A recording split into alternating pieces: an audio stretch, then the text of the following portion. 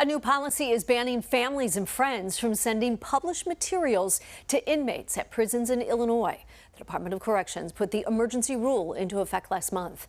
WCIA3's Peter Hansen is live in our newsroom. Peter, explain why they say the change was needed. Jennifer, to cut down on contraband, the Department of Corrections says things like illegal drugs, cell phones, and hidden messages can make their way into prisons through books, letters, cards, and magazines. Now, the rule means those materials can only get into prisons if they're directly sent by publishers. Letters sent to inmates will now be digitized. Books to Prisoners, a nonprofit in Urbana, says if they find one pencil mark or see a highlighted section in a used book, it'll be removed when it arrives in the prison mailroom. The organization now has a rigorous checking system for their books.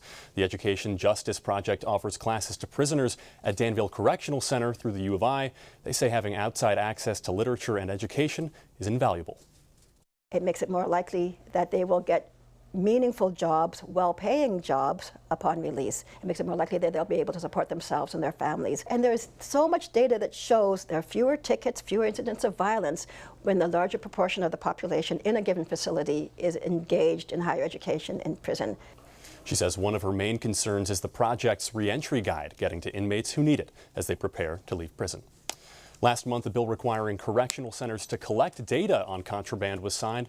The data is supposed to show prisons different ways they can further limit access in the future. In the newsroom, Peter Hansen, WCIA3, your local news leader. Peter, thank you so much.